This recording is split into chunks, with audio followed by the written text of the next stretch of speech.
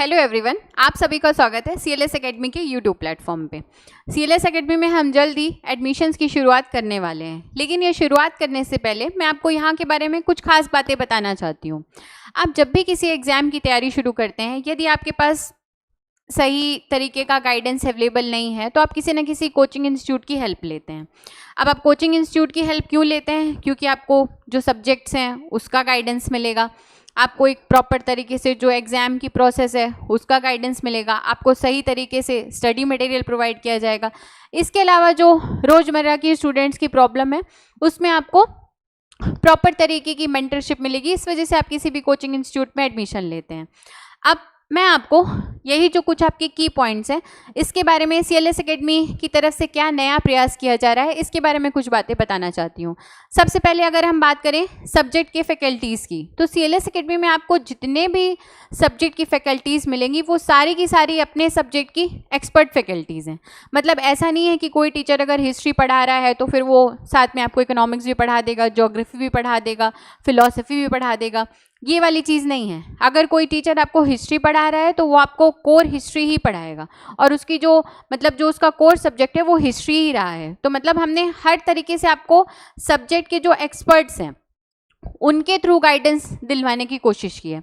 इसके अलावा अगर हम दूसरे बिंदु पे आएँ तो जो दूसरा सबसे महत्वपूर्ण बिंदु होता है वो आपके PYQs और आपकी आंसर राइटिंग प्रैक्टिस का होता है। आप जब भी किसी अपने कोई आपके भैया दीदी जो सेलेक्ट हुए हैं या कभी आप किसी सेलेक्टेड कैंडिडेट से मिलते हैं तो वो आपको एक चीज़ ज़रूर कहते हैं कि जो आपका मूल मंत्र है, जो आपका GPS है, वो आपका सिलेबस है और आपके PYQs हैं। ये दो चीज़ें आप हमेशा सुनेंगे, लेकिन हम इन चीज़ों को इतना लाइटली लेते हैं।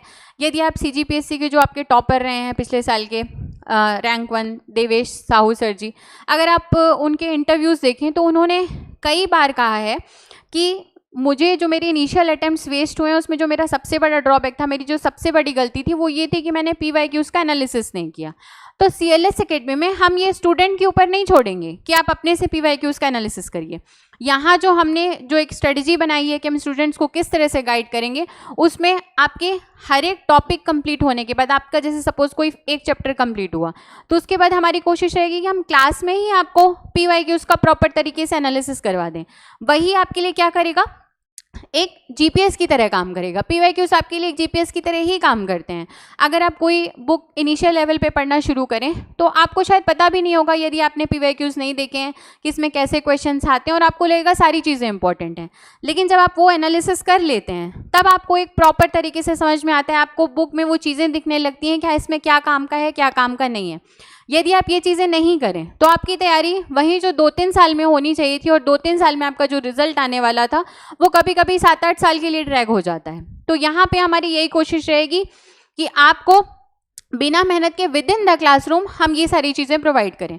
इसके अलावा जो आपकी क्लासरूम जो भी चलेंगी, जो भी आपके सब्जेक्ट चल रहे हैं, जैसे ही आपका चैप्टर कंप्लीट हुआ तो जो आपके प्रीलिम्स के क्वेश्चन हैं वो भी हम सॉल्व कराएंगे, आपके मेन से भी क्वेश्चन डिस्कस किए जाएंगे। इसके अलावा आपको हर एक सब्जेक्ट कंप्लीट होने के बाद उससे रिलेटेड जो भी क्वेश्चंस आए हुए हैं या जो भी प्रोबेबल क्वेश्चंस बन सकते हैं उसकी हम आंसर राइटिंग की आपको प्रैक्टिस करवाएंगे।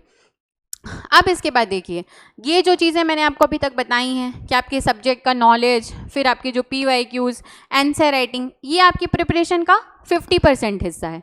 जो आपकी प्रिपरेशन का अगला 50% हिस्सा है वो आपकी जो ऐसी चीज़ें हैं कि उसके बिना शायद आप वो सफलता की सीढ़ी ना चढ़ पाएँ। उसमें आपके क्या क्या इंक्लूडेड है, आपका टाइम मैनेजमेंट, आप अपना दिन भर का टाइम कैसे मैनेज करते हैं। टाइम एक ऐसी चीज़ है जो सबको एक बराबर मिली है, अब उसको मैनेज कैसे करना है ये आपके लिए सुनने के लिए तो बहुत कॉमन सा वर्ड होगा कि हाँ टाइम मैनेजमेंट, लेकिन उसको मैनेज एक्चुअल में कैसे करना है उसके ऊपर भी हमने यहाँ पे काम करने की कोशिश की है। मतलब जो हम 90s किड्स हैं शायद हमारे साथ ये वाली प्रॉब्लम बहुत ज़्यादा नहीं थी, पर आप जो जेनजीज हैं, जो अभी की जनरेशन है, शायद इसमें उनकी भी गलती नहीं है, लेकिन उनका अटेंशन स्पैन और उनका जो टाइम मैनेजमेंट स्किल है वो देखा जा रहा है कि उन्हें इसमें बहुत तकलीफ आ रही है। तो हमने उन चीज़ों को भी अपनी जो स्ट्रेटजी है उसमें इंक्लूड किया है। मतलब यहाँ पे आपको जो सब्जेक्ट्स हैं, जो आपको स्टडी मटेरियल है, PYQs की प्रैक्टिस है, आंसर राइटिंग प्रैक्टिस है, उसके साथ साथ जो आपकी 50% चीज़ें हैं कि आपका टाइम मैनेजमेंट कैसा है, आपका दिन भर का रूटीन क्या है, आप अपने रूटीन में एक्सरसाइज इंक्लूड कर रहे हैं कि नहीं, मतलब आपका जो एक होलसम डेवलपमेंट होता है, उसके ऊपर हम कोशिश करेंगे कि आपको पूरी तरीके से गाइडेंस प्रोवाइड किया जाए और आपको जिस भी एग्ज़ाम की आप तैयारी कर रहे हैं उसमें आपको सफलता मिले। आपको सुनने में टाइम मैनेजमेंट, डेली रूटीन, ये सारी चीज़ें बहुत कॉमन लग सकती हैं कि ठीक है ये शायद इतना मैटर नहीं करता, हमें तो सिर्फ अच्छे सब्जेक्ट की फैकल्टीज़ मिले तो शायद हम ये सिलेक्शन ले लेंगे, लेकिन देखिए ऐसा नहीं है।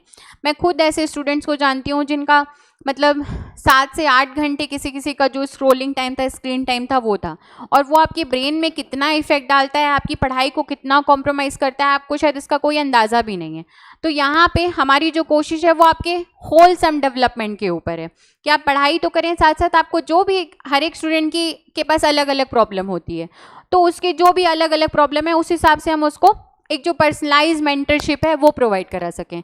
मेंटरशिप के अलावा आपके यहाँ पे जो भी टेस्ट वगैरह होंगे, चाहे प्रीलिम्स के टेस्ट हों, चाहे मेंस की आपके आंसर राइटिंग प्रैक्टिसेस हो, उन टेस्ट का जो भी प्रोग्रेस ट्रैक रिकॉर्ड होगा वो भी हम ट्रैक करेंगे।